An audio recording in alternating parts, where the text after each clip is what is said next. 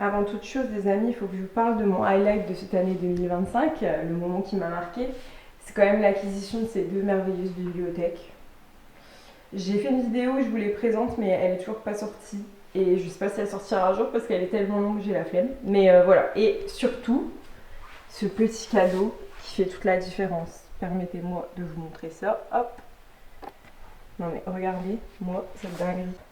Et quand on rentre, on voit les petits détails là. Ça représente 6 heures de travail. Alors si vous pouviez mettre un emoji qui m'applaudit dans les commentaires, ça m'arrangerait. On se retrouve pour le top de l'année 2024, c'est parti.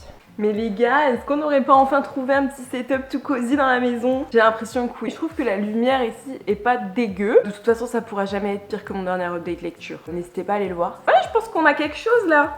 Moi je suis plutôt contente. Je suis un petit peu deg que vous puissiez pas voir ma super lampe qui est là, mais j'ai beau essayer, j'arrive pas à avoir un cadre où on a tout. On va rester dans la simplicité. Voilà, comme vous l'aurez vu dans le titre, on se retrouve aujourd'hui pour une vidéo que j'avais trop hâte de vous tourner. Je pense que l'année dernière j'avais regroupé tout ce qui était film, série, album et tout parce que j'avais pas beaucoup de contenu livresque à vous donner.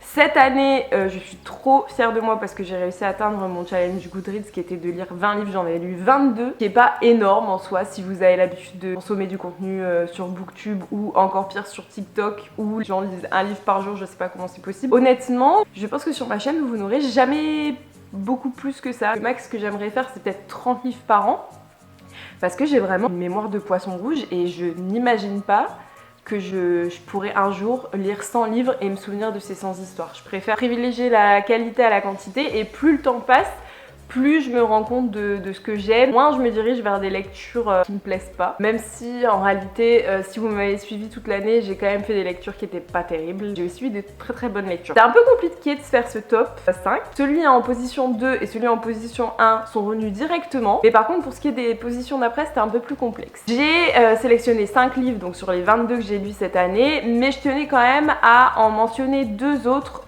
qui sont derrière dans la liste mais qui m'ont quand même marqué. Le premier c'est Célèbre, je vous ai parlé dans mon dernier update lecture en long, en large, en travers, donc si vous voulez un avis vraiment détaillé sur ce livre, n'hésitez pas à aller voir la vidéo et à me donner votre avis. Je l'ai mis ici parce que j'ai vraiment passé un excellent moment de lecture, mais je l'ai lu assez récemment et je ne suis pas certaine que je m'en souvienne dans un an. On verra. On en reparlera d'ici là, mais j'ai encore des souvenirs frais et très agréables de cette lecture que j'ai fait en livre audio d'ailleurs. Voilà, je voulais le mentionner pour dire que c'était quand même une de mes meilleures lectures de ces 22 lectures de cette année. Et un autre que je tenais à mentionner, c'est Malibu Rising de Taylor Jenkins Reid, qui est définitivement l'autrice de mon année 2024, vous allez le voir grâce à ce top 5. C'est une superbe découverte que j'ai faite au tout début de l'année, avec un livre qui est dans ce classement dont je vous parlerai après. C'est le livre que j'ai le moins aimé de tous ceux que j'ai lus de Taylor Jenkins Reid, mais c'était quand même excellent. Je me souviens l'avoir lu cet été et c'est vraiment une vibe été. On parle d'une grande fête qui arrive tous les ans à Malibu, d'une famille unie qui a malgré tous ses problèmes. J'ai adoré l'ambiance festive, le fait que la fête parte totalement en vrille, mais qu'à côté de ça, ce soit pas juste une histoire d'une soirée qui part en vrille, mais qui est aussi des personnages qui soient si bien construits, des relations entre les personnages aussi. Pour moi, c'est ça la grande force de Taylor Jenkins Reid, c'est le fait qu'elle arrive à construire des personnages qui sont très intéressants et auxquels on s'attache sans problème et en même temps à rendre le tout divertissant. Et donc je vous recommande Malibu Rising. Gardez-le pour cet été, une petite lecture estivale, je pense que c'est parfait. Je voulais juste dire que si vous lisez en français, il est sorti en français. Je ne sais plus à quelle édition, mais je vous mettrai la photo, genre, pourquoi faire? Qui a accepté de sortir cette couverture? Ça n'a rien à voir avec l'histoire. Regardez la couverture en anglais, regardez la couverture en français. Évidemment que j'achèterais pas ça dans une librairie si je tombais dessus, c'est pas possible. Donc les sirènes de Malibu, pourquoi pas? Le titre respecte plutôt le titre original, mais cette couverture, c'est pas possible. Peut-être qu'il y a d'autres éditions en français qui sont plus jolies, je sais pas, dites-le moi, mais en tout cas cette édition-là, c'est juste pas possible. Faut arrêter le massacre. On va pouvoir rentrer dans le vif du sujet maintenant.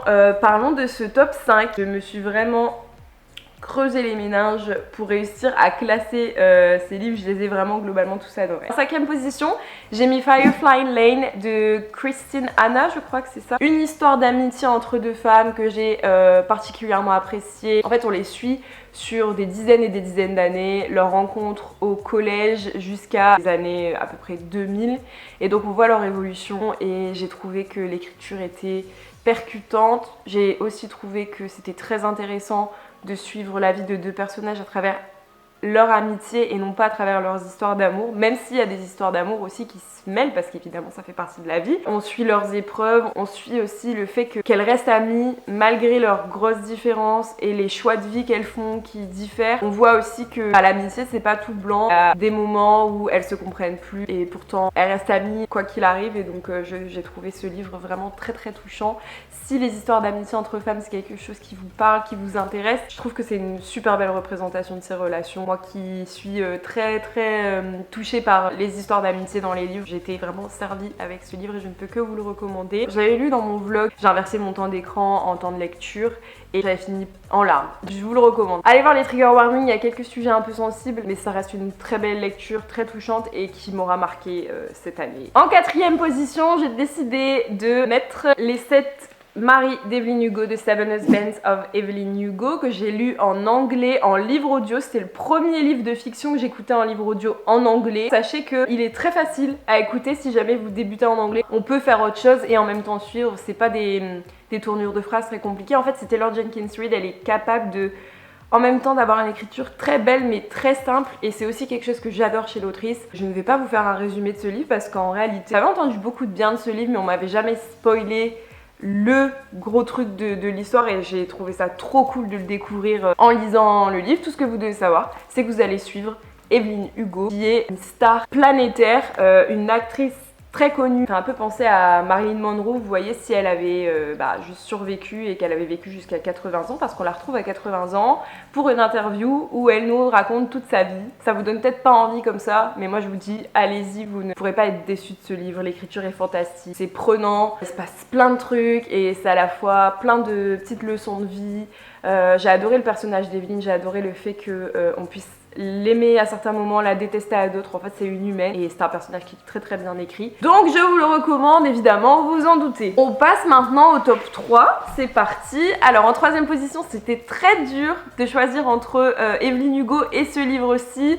Mais j'ai quand même décidé de mettre Yellowface en 3e position. Je l'ai lu plus récemment, c'est ce qui m'a fait hésiter. Mais honnêtement, je pense que Yellowface, ça va quand même me marquer très longtemps aussi. J'ai adoré découvrir l'écriture de Rebecca Wang. Je veux lire Babel. Ce sera dans ma liste des livres à lire en 2025. D'ailleurs, il est déjà sur ma liste. J'ai pas l'impression d'avoir lu Yellowface aussi vite que j'ai lu Evelyn Hugo. Mais c'est comme ce que je vous ai expliqué dans mon update lecture, le dernier que j'ai fait. J'ai pris mon temps parce qu'il y avait beaucoup de choses à ingurgiter à travers ce livre. Ça parle quand même de beaucoup de problématiques actuelles et qui m'intéressent beaucoup. On découvre beaucoup de choses sur le processus de publication d'un livre, d'un best-seller. J'ai beaucoup aimé suivre Juniper et je me suis découvert une passion pour les personnages qui sont plus ou moins détestables. Je trouve que c'est quand même très intéressant d'avoir accès à des pensées qui sont pas toujours bienveillantes. J'ai beaucoup aimé l'écriture, j'ai beaucoup aimé ce que ça dénonçait, le sarcasme dans la plume, le cynisme, les scènes un peu what the fuck. Je ne peux que vous recommander Yellowface, même si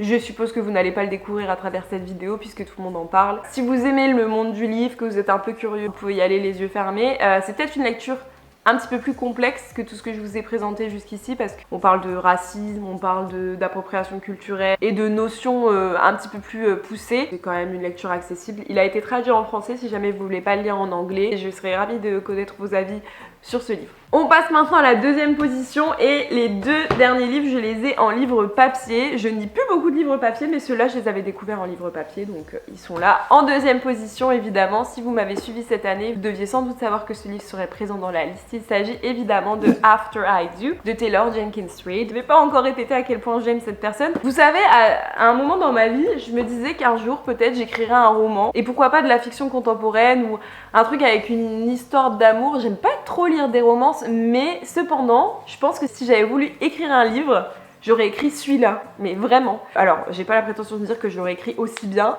certainement pas, mais dans ce livre, il y avait vraiment tous les ingrédients que je veux dans un livre. Il y avait plein de leçons qui m'ont touchée en plein cœur. Un couple en crise qui cherche des solutions pour rester ensemble. Et je vous fais le résumé parce que ça, je pense que c'est utile puisque c'est pas un livre que j'ai trop vu sur Booktube. Et Lorraine et Ryan sont ensemble depuis la fac. Ils sont dans une routine et qui n'en peuvent plus et qui décident de se séparer pendant 1 an. Et on va suivre Lorraine pendant cette année. On va voir comment elle évolue, elle, de son côté, sans Ryan, avec sa famille que j'ai trouvé exceptionnelle. C'est plein de petites leçons, c'est plein de petites conversations trop intéressantes. J'ai envie de vous dire que si je l'aime autant, c'est parce qu'il est cher à mon cœur, parce qu'il m'a peut-être parlé, mais je pense qu'il peut parler à beaucoup de monde et je l'ai recommandé autour de moi à des amis qui l'ont tous aimé. Si vous n'êtes pas fan de romance, je ne suis pas fan de romance, vous pouvez quand même y aller.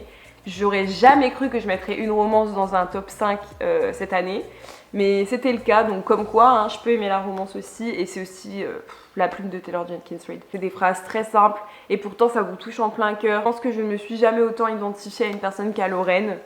Et pourtant, c'est pas non plus un personnage qui est exceptionnel, avec un grand caractère, etc.